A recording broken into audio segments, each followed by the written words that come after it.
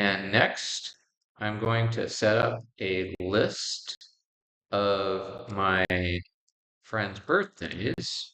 So I'll say friends, and I'll say some of my friends' names. And we have a lot of similar names, admittedly. Let's just start with 4 friends. And then we can write down their birthdays. And so we'll say June 1st. And then we don't really need the year, I guess. So this will just be a reminder. So I can run this on any given day and see if today is one of my friends' birthdays. And today is August 11th, so that's why I put one of those there. And now we need to check what